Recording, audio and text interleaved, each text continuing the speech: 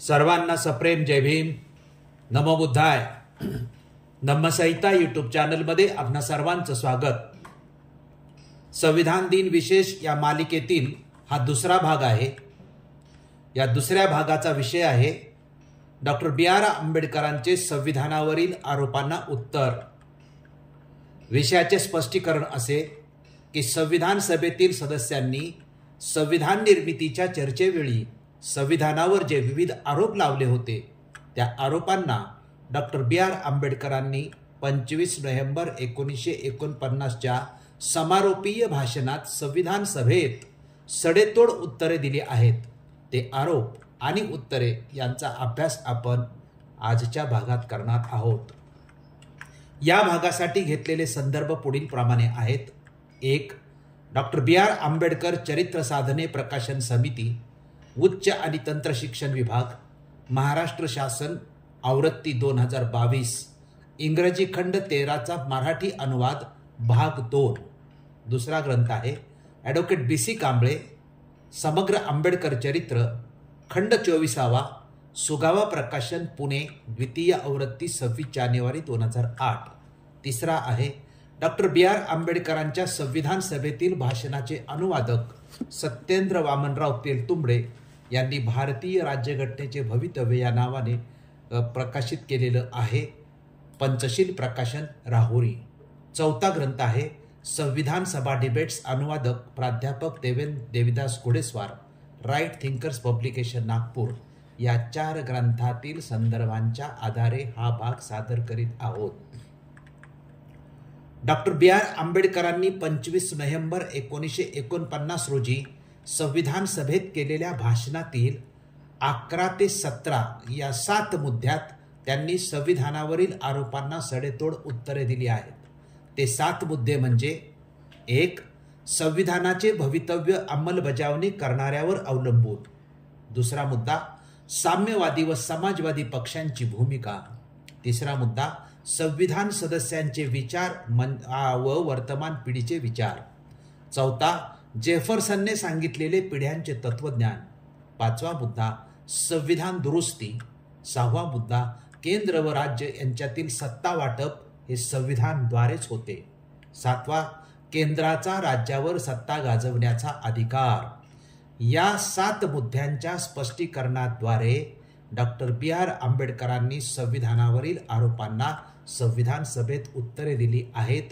त्याच 7 मुद्द्यांचा आपण इथे अभ्यास व स्पष्टीकरण पाहणार आहोत. संविधान सभेतील डॉक्टर बी.आर. आंबेडकरांच्या भाषणातील 11वा मुद्दा हा संविधानाचे भवितव्य अंमलबजावणी करणाऱ्यावर अवलंबून आहे. सर्व लोकांचे आभार मानल्यानंतर डॉक्टर बी.आर. आंबेडकर भारतीय संविधानाच्या भवितव्याकडे वळतात. संविधानाच्या मसुद्यासाठी अल्लादी कृष्णस्वामी, टी कृष्णम्माचारी आदींनी केलेल्या युक्तिवादाकडे बोट दावत ते संविधानाच्या भवितव्याबद्दल पुढे म्हणतात की संविधानाचा जितका बचाव करणं शक्य होते तितका माझे मित्र सर अल्लादी कृष्णस्वामी अय्यर आणि श्री टी कृष्णम्माचारी यांनी केला आहे. म्हणून आता मी संविधानाच्या गुणांची चर्चा करणार नाही. संविधान राबवणारे चांगले की वाईट याबाबत डॉक्टर बी.आर. आंबेडकरांनी अतिशय महत्त्वपूर्ण स्पष्टीकरण संविधान सभेत केले. ते म्हणाले की संविधान कितीही चांगले असले तरी ज्यांना ते अंमलात आणावयाचे आहे ते जर वाईट असतील तर ते नक्की वाईटच ठरेल असे मला वाटते. आणि संविधान कितीही वाईट असले तरी ज्यांना ते अंमलात आणावयाचे आहे ते जर चांगले असतील तर संविधान चांगलेच ठरेल. संविधानाचे यश संविधानाच्या स्वरूपावर पूर्णतः अवलंबून नसते. संविधान केवळ राज्याच्या अंगाविषयी तरतूद करू शकते. उदाहरणार्थ विधिमंडळ, कार्यकारी मंडळ आणि न्यायमंडळ. राज्याच्या या अंगाचे कामकाज जनतेवर अवलंबून असते आणि त्यांचे साधन म्हणून त्यांच्या इच्छा आणि त्यांचे राजकारण प्रत्यक्षात आणण्यासाठी त्या जनतेने स्थापन केलेले राजकीय पक्ष. भारताचे लोक आणि त्यांचे पक्ष कसे वागतील हे कोणी सांगू शकेल काय? हे राजकीय पक्ष त्यांचे उद्देश साध्य करण्यासाठी ते संविधानात्मक मार्ग अवलंब करतील किंवा ते प्राप्त करण्यासाठी क्रांतिकारी मार्ग अधिक पसंत करतील. जर ते क्रांतिकारी मार्ग अवलंब करतील तर संविधान कितीही चांगले असले तरी ते अयशस्वीच होईल हे सांगण्यासाठी कोणा तत्ववेत्याची गरज अजिबात नाही. म्हणून भारतीय लोक आणि त्यांचे राजकीय पक्ष कोणत्या मार्गाने चालतील हे समजल्याशिवाय संविधानाचे भवितव्य सांगण्याचा खटाटोप करणे हे निरर्थक व निष्फळ आहे. संविधान सभेतील डॉक्टर बी.आर. आंबेडकरांच्या भाषणातील 12वा मुद्दा हा साम्यवादी व समाजवादी पक्षांची संविधानाप्रती असलेल्या भूमिकेबाबतचा आहे. संविधानाचा निषेध करणारे कोण कोण आहेत त्यांचा उल्लेख करून डॉक्टर बी.आर. आंबेडकर आपल्या भाषणात संविधान सभेत म्हणतात की प्रामुख्याने साम्यवादी पक्ष आणि समाजवादी पक्ष संविधानावर नापसंती व्यक्त करतात. ते असे का करतात? संविधान खरोखरच वाईट आहे का? मी सांगू शकेन की ते तसे वाईट नाही. साम्यवादी व समाजवादी संविधान विरोधी का आहेत याचे संविधान सभेसमोर स्पष्टीकरण करताना डॉक्टर बी.आर. आंबेडकर म्हणतात की साम्यवादी पक्षाला श्रमिकांची हुकुमशाही या तत्वावर आधारित संविधान हवे होते. हे संविधान संसदीय लोकशाही तत्वावर आधारलेले आहे. त्यामुळेच साम्यवादी पक्ष संविधानावर नापसंती व्यक्त करतो. आता समाजवाद्यांच्या बद्दल स्पष्टीकरण करताना डॉक्टर बी.आर. आंबेडकर संविधान सभेत म्हणतात की समाजवाद्यांना संविधानात 2 तरतुदी हव्या होत्या. पहिली म्हणजे समाजवादी सत्तेवर आल्यास नुकसान भरपाई न देता खाजगी मालमत्तेचे राष्ट्रीयकरण करण्याची तरतूद त्यांना संविधानात हवी होती. आणि दुसरी म्हणजे नागरिकांना अमर्याद आणि अनिर्बंध मूलभूत हक्कांची तरतूद त्यांना संविधानात हवी होती. म्हणजेच लोकशाही मार्गाने समाजवादी पक्ष सत्तेवर येण्यास अपयशी ठरल्यास त्यांना फक्त टीका करण्याचेच नव्हे तर राज्य उलटविण्यासही मुभा मिळेल. हीच तर 2 मुख्य कारणे आहेत ज्यामुळे संविधान नापसंत त्यांनी केले जाते. इथे डॉक्टर बी.आर. आंबेडकरांनी जे लोक संविधान नापसंत करीत होते त्यांच्याबद्दल त्यांच्यावर काहीही आगपाकड केलेली नाही. त्यांची संविधान नापसंती मागील मूलभूत तत्व फक्त त्यांनी सांगितलेली आहेत.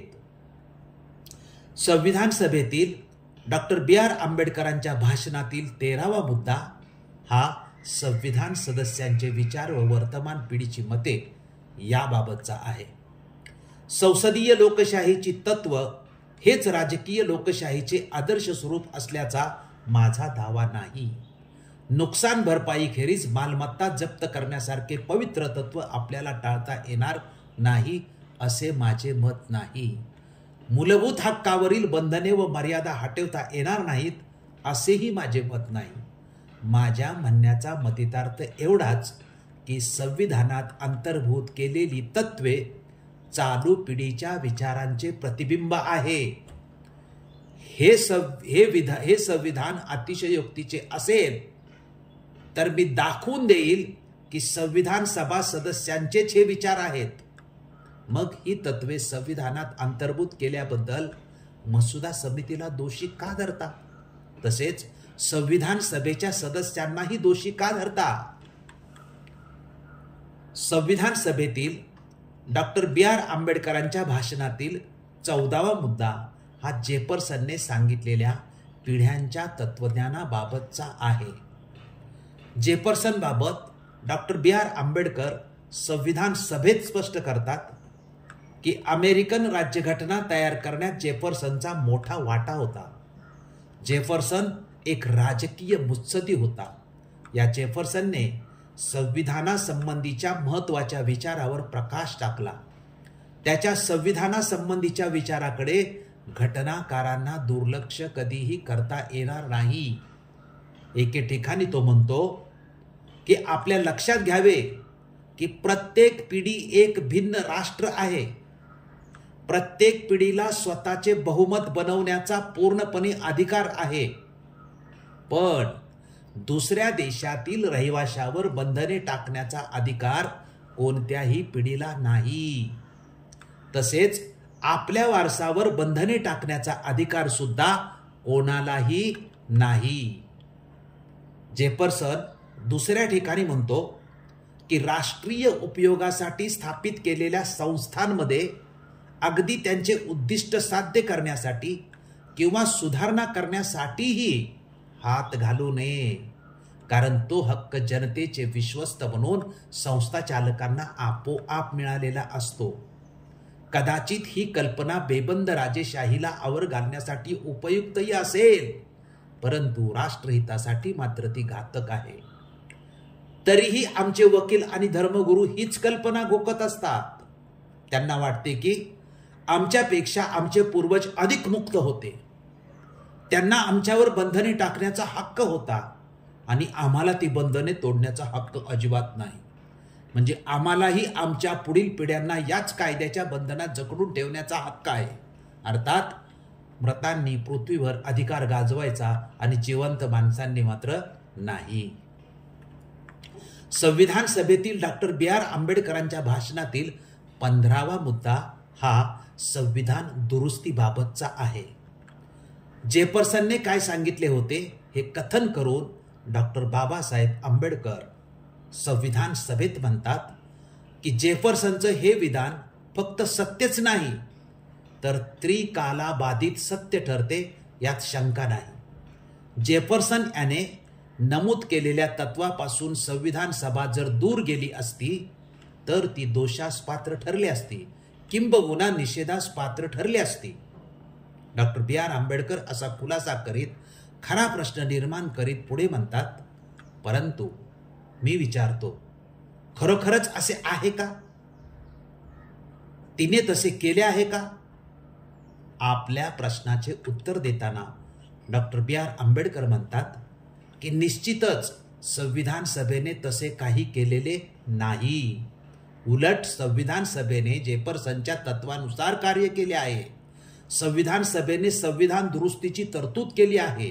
या तरतुदीचा अभ्यास केला तर संविधान सभेचा मोठेपणा कळून येईल तुम्हाला. संविधान सभेने संविधानाला अचूक व परिपूर्णतेत बंदिस्त केलेले नाही. जगातील इतर देशांच्या संविधानांची उदाहरणे देऊन डॉक्टर बी.आर. आंबेडकर संविधान सभेत स्पष्ट करतात आणि ते म्हणतात की कॅनडाच्या संविधानाप्रमाणे जनतेचा संविधान दुरुस्ती हक्क हिरावून घेण्याचा हेकटपणा संविधान सभेने केलेला नाही. तसेच अमेरिका आणि ऑस्ट्रेलियाच्या संविधानाप्रमाणे संविधान दुरुस्तीची प्रक्रिया महाकठीण केलेली नाही. संविधान सभेने संविधान दुरुस्तीसाठी असाध्य आणि विलक्षण अटी सुद्धा घातलेल्या नाहीत. संविधान दुरुस्तीची सुलभ प्रक्रिया संविधानात समाविष्ट केली आहे. डॉक्टर आंबेडकर म्हणतात की मी संविधानाच्या टीकाकारांना जाहीर आव्हान देतो की आपल्या देशासारखी परिस्थिती असूनही इतकी सुलभ संविधान दुरुस्तीची तरतूद करणारी एक तरी संविधान सभा जगात दाखवा. संविधान दुरुस्तीसाठी 2/3 बहुमतांची आवश्यकता संविधानात असल्याबद्दल काहींची नाराजी आहे.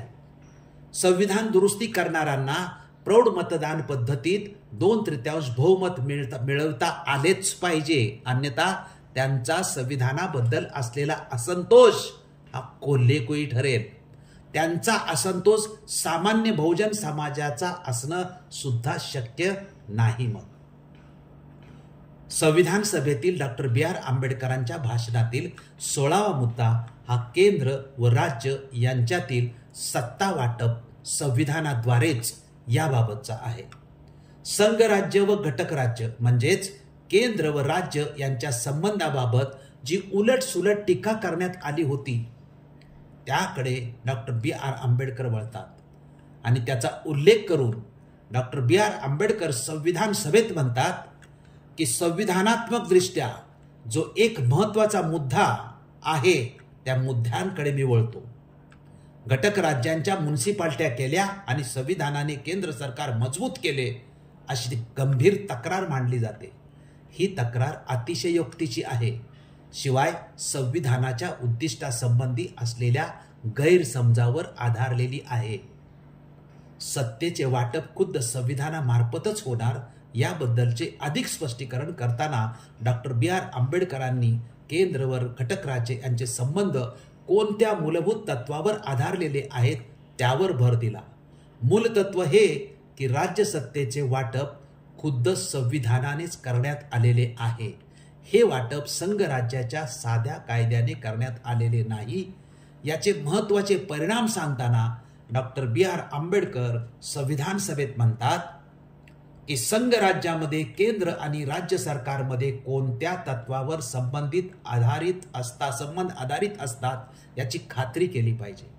संघराज्याचे मुख्य तत्व म्हणजे कायदा निर्मिती आणि कायदा अंमलबजावणीच्या अधिकारांची केंद्र आणि घटक राज्यात स्पष्ट विभागणी.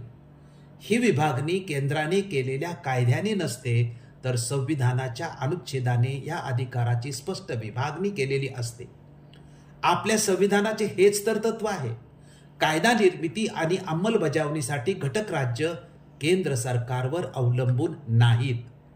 याचा अर्थ घटक राज्य ही केंद्र सरकारच्या अखत्यारीत आहेत असे म्हणण्यास वाव अजिबात नाही. कायदा निर्मिती आणि अंमलबजावणीचे अधिकार केंद्र व राज्याचे स्वायत्त अथवा स्वतंत्र आहेत. या संविधानास संघराज्यवादी संविधान कसे काय म्हणता येईल बरे? या मुद्द्याबाबत सभागृहातील टीकाकारांना जणू प्रतिप्रश्न विचारण्यासाठी डॉक्टर बी.आर. आंबेडकर म्हणतात की असे स्वायत्त अथवा स्वतंत्र अधिकार असूनही संविधानाला केंद्राधिष्ठित समजण्याची भूमिका कशी काय घेतली जाते हे समजण्यास मात्र अवघड आहे. केंद्र सरकारला कायदा निर्मिती अंमलबजावणीचे विस्तृत कार्यक्षेत्र देण्यात आले आहे. हे अधिकार इतर कोणत्याही संघराज्याच्या संविधानापेक्षा अधिक आहेत. त्यामुळेही कदाचित केंद्राधिष्ठित संविधान असे म्हटले जात असेल. शेष अधिकार घटक राज्यांना नाहीत. शेष अधिकार केंद्र सरकारला दिले आहेत. त्यामुळेही केंद्राधिष्ठित संविधान म्हटले जात असेल.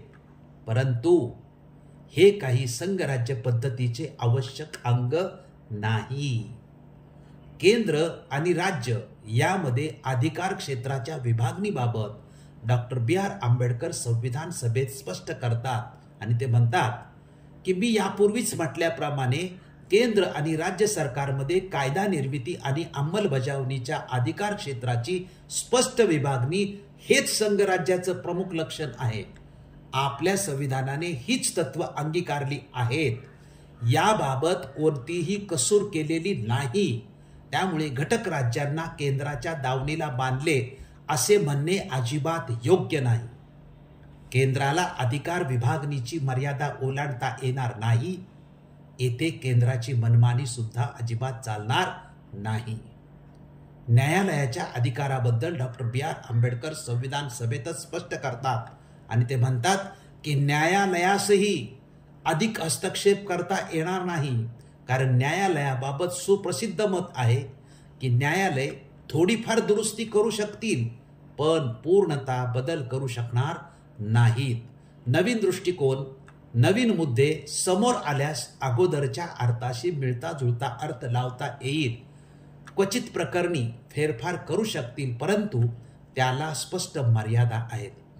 वाटणी केलेल्या अधिकाराची फेरवाटणी न्यायालयास करता येणार नाही. दिलेल्या अधिकाराला व्यापक अर्थ देता येईल मात्र एकाचे अधिकार दुसऱ्याला कदापिही देता येणार नाहीत.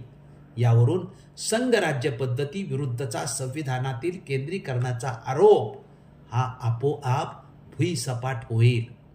Doctor B R. आंबेडकरांनी आपला निष्कर्ष जाहीर केला की हे संविधान संघराज्यवादी अजिबात नाही. संविधान सभेतील डॉक्टर बी.आर. आंबेडकरांच्या भाषणातील 17वा मुद्दा हा केंद्राचा राज्यावर सत्ता गाजविण्याच्या अधिकाराबाबतचा आहे. संघराज्यास घटक राज्यावर कुरघोडी करण्याचे अधिकार दिलेले आहेत. या टीकाकारांच्या दुसऱ्या आरोपास उत्तर देताना डॉक्टर आंबेडकर संविधान सभेत म्हणतात की केंद्राला घटक राज्यापेक्षा बलवान केले आहे. केंद्राला राज्यावर सत्ता गाजवण्याचा अधिकार दिलेला आहे. हा दुसरा आक्षेप आहे. हा आक्षेप मात्र मान्य केला पाहिजे. केंद्राला राज्यावर सत्ता गाजवण्याच्या अधिकाराबाबत काही गोष्टींची अपरिहार्यता मान्य केलीच पाहिजे. पहिली म्हणजे राज्यावर अधिकार गाजवण्याची सत्ता ही काही राज्यघटनेच्या स्वरूपाचे दर्शनी आणि सर्वसामान्य अंग नव्हे. या अधिकारांना स्पष्ट मर्यादा आहेत. या अधिकारांचा उपयोग आणि अपरिहार्यता फक्त आणीबाणीच्याच प्रसंगी आहे. विरोधकांना डॉक्टर B.R. आंबेडकरांनी संविधान सभेत प्रतिप्रश्न केला की दुसरी बाब म्हणजे आणीबाणीच्या प्रसंगी केंद्राचे आधिपत्य अर्थात राज्यावर सत्ता गाजवण्याचा अधिकार टाळता येईल का? आणीबाणीच्या प्रसंगी केंद्राचे आधिपत्य जे कोणी नाकारत असतील त्यांना या प्रसंगाच्या मुळाशी दडलेल्या स्पष्ट कल्पना आलेली दिसत नाही. सदर मूळ सांगताना डॉक्टर B.R. आंबेडकरांनी राऊंड टेबल या नियतकालिकात आलेल्या लेखातील उताराच वाचून दाखवला. याबाबत डॉक्टर आंबेडकर संविधान सभेत म्हणतात की द राऊंड टेबल या सुप्रसिद्ध नियतकालिकाच्या डिसेंबर 1935च्या अंकामध्ये हा प्रश्न एका लेखकाने सुस्पष्टपणे मांडला आहे. त्यातील एक उतारा येथे वाचणे अप्रस्तुत ठरणार अजिबात नाही. तो लेखक म्हणतो की राज्य पद्धती म्हणजे नागरिकांची निष्ठा कोणत्या सत्तेशी असावी या प्रश्नांशी भिडणारा हक्क आणि कर्तव्य यांचा मिश्र समूह होय. सर्वसामान्य परिस्थितीत हा प्रश्न निर्माण होत नाही कारण कायद्याचे पालन सहजपणे होत असते. अशा वेळी सामान्य मनुष्य सोयीनुरूप दोन्ही सत्तेच्या कायद्याचे पालन करत आपला व्यवसाय करतो. परंतु आणीबाणीच्या प्रसंगी जेव्हा वाद उपस्थित होतात तेव्हा स्पष्टता असली पाहिजे की अंतिम निष्ठेची विभागणी करता येत नाही. अशा वेळी कायद्याच्या चौकटीतील काटेकोर अर्थाचा निकाल लावून प्रश्न अजिबात सुटत नाही. कायद्याला वस्तुस्थितीची जोड द्यावीच लागते, अन्यथा त्याच्या इतकी वाईट गोष्ट दुसरी नाही. सर्व प्रकारची औपचारिकता जेव्हा निरुपयोगी ठरते तेव्हा नागरिकांची अंतिम निष्ठा कोणावर असावी हा प्रश्न उरतोच. ही निष्ठा केंद्रावर असावी की नागरिकांच्या निवासी घटक राज्यावर असावी? या प्रश्नाच्या उत्तरादाखल डॉक्टर B.R. आंबेडकर संविधान सभेत म्हणतात की या प्रश्नाचे उत्तर जे असेल त्यावरून आपल्या समस्येचा गुंता सुटणार आहे. आणीबाणीच्या काळात भारतीय नागरिकांची अंतिम निष्ठा केंद्र सरकारवर असावी.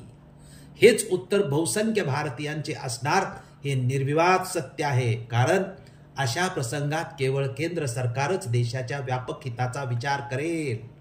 तसेच सामान्य स्थिती निर्माण करण्यासाठी केंद्र सरकारच सक्षम ठरेल.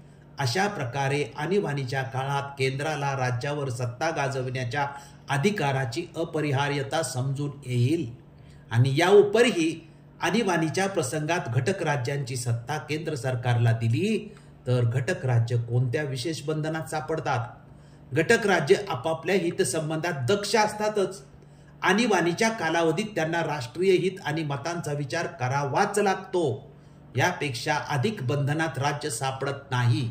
शेवटी ज्यांना मूळ समस्या समजली नाही ते याविरुद्ध तक्रार करू शकतात. सारांश आणि अनुमान.